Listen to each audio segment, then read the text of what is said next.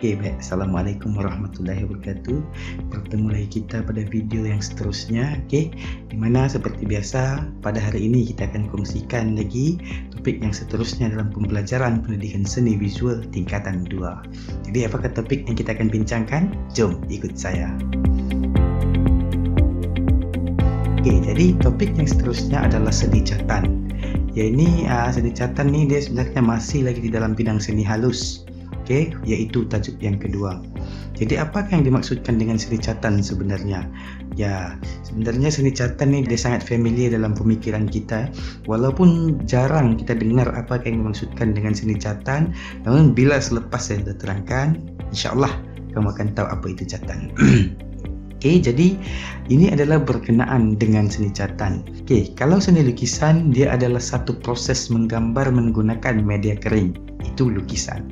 Okey, kalau untuk catan, dia adalah satu proses menggambar menggunakan media basah. Di atas permukaan dua dimensi. Jadi apakah contoh-contoh media basah? Jadi saya berikan contoh di sini. Yang pertama, contoh media basah adalah cat air. Yang kedua, cat minyak. Dan boleh juga kita gunakan cat oil base yang kita buat pada dinding rumah atau yang kita gunakan untuk mencat rumah. Boleh juga digunakan untuk penghasilan catan. Itu adalah sedikit contoh. Dan dua dimensi pula, seperti biasalah, dua dimensi ni dia luas sebenarnya. Dua dimensi ni contoh dia atas kertas, canvas, atas kayu, ataupun papan, ataupun di dinding. Mural selalu itu pun merupakan salah satu seni catan. Jadi saya harap para penonton boleh ingatlah perbezaan di antara lukisan dengan catan tadi. Yang pertama, lukisan. Lukisan dia adalah proses menggambar menggunakan media kering. Catan pula proses menggambar menggunakan media basah. Media kering, media basah berbeza. Kalau media kering contohnya pen, pensel, arang. Kalau catan, cat minyak, cat air, pelaka, dan ada banyak lagi sebenarnya. Itu sedikit berkenaan dengan seni catan. Jadi untuk yang seterusnya kita akan belajar sedikit secara perkembangan seni catan di negara kita. Jadi sebenarnya perkembangan seni catan di negara kita, khususnya dalam buku teks pendidikan seni visual ni, jangka masa di antara tahun 1930-an sehingga tahun 1950-an, iaitu zaman sebelum merdeka dan awal merdeka. Ini pada tahun 1950 tu sebenarnya kita sudah mau ke arah merdeka. Jadi pada ketika itu sebenarnya negara kita ni banyak tokoh-tokoh menggunakan cat air. Maksudnya influence karya tu banyak menggunakan cat air lah. Dan pada masa itu juga kita punya tokoh-tokoh pelukis ni banyak terpengaruh dengan style ataupun aliran-aliran seni catan barat, antaranya Impressionism.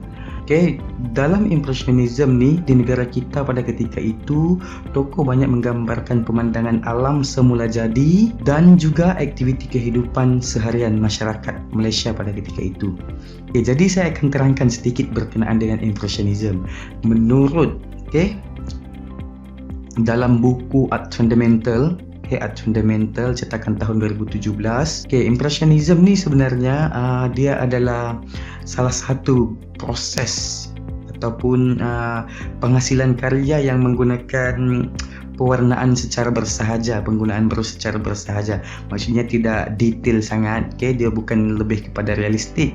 Cumanya dia mengkaji yang penting di dalam aliran Impressionism ni, dia dapat form ataupun bentuk, ada bentuk sikit, lepas tu ada dapat merakam cahaya dan juga bayang. Itu sedikit berkenaan dengan seni Impressionism. Jadi antara tokoh yang terawal sekitar tahun 1930-an sehingga 1950-an, yang pertama sekali adalah Yang Mun-seng.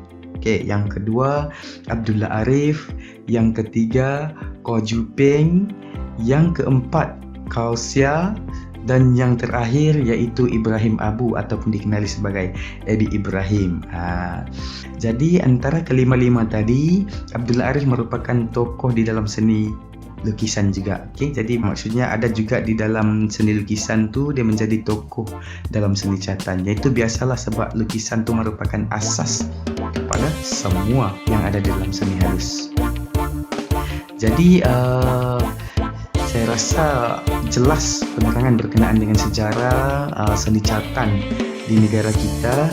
Jadi dengan penuh harapan semoga apa yang saya kongsikan ini dapat memberi sedikit ilmu, memberi sedikit ilmu kepada para penonton, terutamanya pelajar-pelajar tingkatan 2.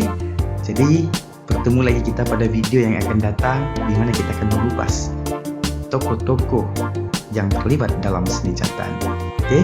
Jadi jangan lupa like dan subscribe saya punya video supaya kamu tidak ketinggalan dengan perkongsian yang seterusnya.